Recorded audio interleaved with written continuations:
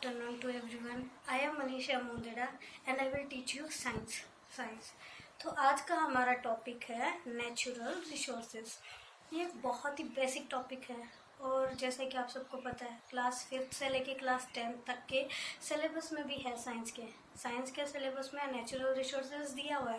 तो ये आप सबके लिए यूज़फुल है। कोई पर्टिकुलर क्लास नहीं है कि जैसे 8th के लिए तो 8th के लिए, ऐसा कुछ नहीं है। ये सारी क्लासेस के लिए इम्पॉर्टेंट है और इसका नॉलेज हमको होना बहुत ही ज़रूरी है क्योंकि ये बेसिक थिंग है। इसकी वजह से अब जैसे कि हमको पता है नेचुरल रिसोर्सेज, इसके नाम से पता चल रहा है कैसे, नेचुरल, प्राकृतिक, जो हमको प्रकृति से मिलता है। ऐसे साधन, ऐसी चीज़ें जो हमको प्रकृति से मिल रही है उनको हम कौन से सोर्सेज बोलेंगे? Natural resources. तो देखो नेचुरल रिसोर्सेज में कौन कौन सी चीज़ें आती है। अब पहला आ गया सनलाइट, दूसरा आ गया एयर, फिर कोयला, फिर पेट्रोलियम। ऐसे बहुत सारी चीज़ें जो हमको प्रकृति देती है, प्रकृति से मिलती है, उन सबको हम नेचुरल रिसोर्सेज बोलते हैं। क्या उनको मैनकाइंड बना सकता है? हवा को, एयर को मैनकाइंड बना सकता है? नहीं बना सकता। सनलाइट को मैनकाइंड बना सकता है? नहीं। कोयला, पेट्रोलियम, ये सारी चीज़ें प्रकृति बनाती है। उनका एक साइकिल होता है, उसी साइकिल से मिलियंस ऑफ ईयर के बाद में कोयला और पेट्रोलियम बनता है। उसमें किसी इंसान का कोई रोल नहीं होता है। समझ गए?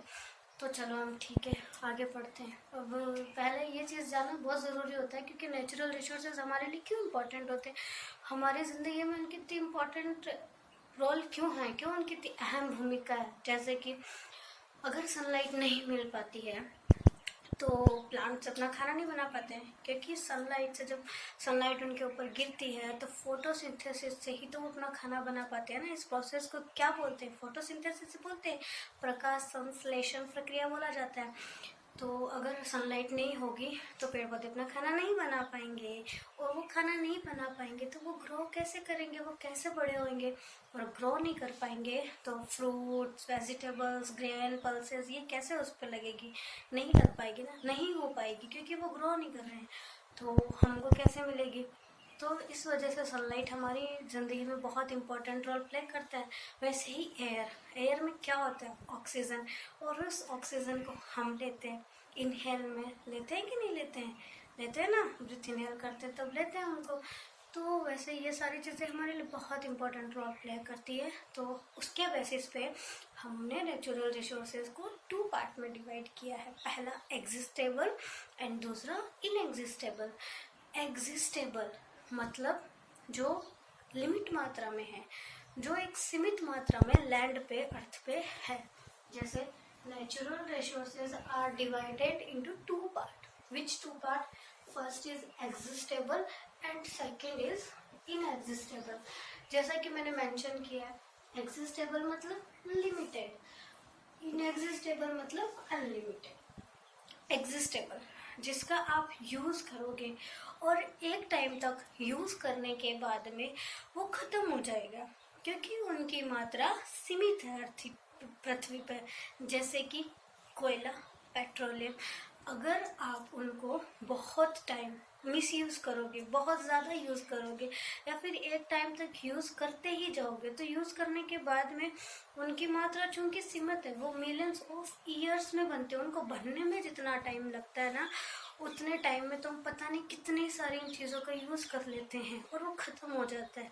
उनको बनने में बहुत टाइम लगता है लेकिन उनको ख़त्म करने में हमको ज़रा सा भी टाइम नहीं लगता है। तो हम उनका ना तो देख के यूज़ करते हैं अच्छे से, और हम इनका इतना ज़्यादा यूज़ करने लग गए हैं आजकल कि हमको कोई आइडिया नहीं है कितना जल्दी ख़त्म हो जाएगा। अगर ये ख़त्म हो गया तो उसको बनने में बहुत ज़्यादा टाइम लगता है, हमको नहीं मिल पाएगा। तो ऐसे प्राकृतिक स्रोत जो एक सीमित मात्रा में पृथ्वी पर उपलब्ध है और उनका एक टाइम तक यूज़ करने के बाद में वो ख़त्म हो जाते हैं, मतलब लिमिटेड है, उनको बोलते हैं एग्जिस्टेबल। अब एग्जाम्पल कोयला, पेट्रोलियम, सबको पता है, सब यूज़ करते हो, सबके प्राइवेट ट्रांसपोर्ट है, सब लोग यही तो काम करते हो। थोड़ा सा दूर जाना होता है, निकाली बाइक और चले गए। ये नहीं सोचते कि उनमें कितना पेट्रोल लगता है, कितना डीजल लगता है, क्या होता है। अगर हम इनका इतना यूज़ करेंगे तो ख़त्म हो जाएगा, अगली पीढ़ी को क्या दे पाएंगे? कुछ बचेगा आपके पास? नहीं ना। अब देखो इनएग्जिस्टेबल मतलब अनलिमिटेड है, जो असीमित मात्रा में पृथ्वी पे उपलब्ध है। जैसे है कोई एग्जाम्पल है, सनलाइट वो खत्म होने वाली है कभी नहीं, एयर खत्म होने वाला है नहीं, कैसे खत्म होएगा, एयर तो खत्म ही नहीं होने वाला। वो बात है कि एयर पॉल्यूट ज़रूर हो सकता है, उसमें O2 कम होकर CO2 ज़्यादा हो सकती है।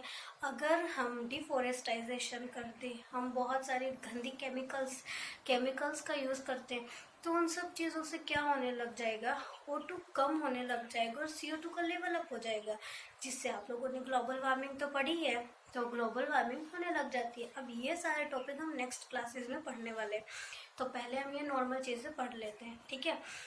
तो हाँ, एयर ख़त्म नहीं हो सकती, एयर पॉल्यूट ज़रूर हो सकती है, एयर पॉल्यूशन हो सकता है, वायु प्रदूषण जिसके बारे में आप लोगों ने सुना ही है।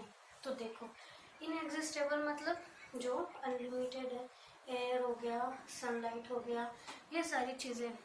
तो हमने क्या पढ़ा अभी तक, नेचुरल रिसोर्सेज क्या होते हैं, इसके टाइप कितने हैं, 2 टाइप बताए, एग्जिस्टेबल, इनएग्जिस्टेबल।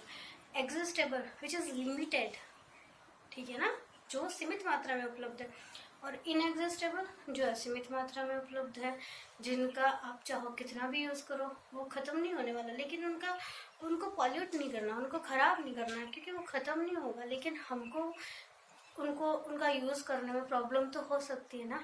समझ में आया, कई प्रकार की डिजीज़ हो जाती है एयर पोल्यूशन से।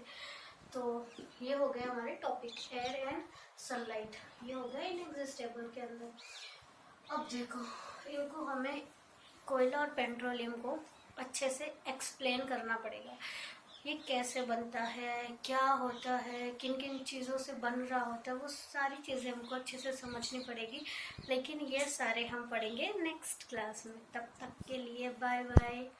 और एक और बात, कोविड-19 अभी बहुत ज़्यादा स्प्रेड हो रहा है, बहुत ज़्यादा फैल रहा है, तो प्लीज़ आप लोग अपना ध्यान रखिए, सैनिटाइज़र, मास्क, इन सब चीज़ों को अपने पास रखिए, मास्क का यूज़ कीजिए, और जितना कम हो सके उतना घर से बाहर निकलिए। ज़रूरी है तो जाइए, ज़रूरी नहीं है तो मत जाइए, ठीक है। Take care, good bye.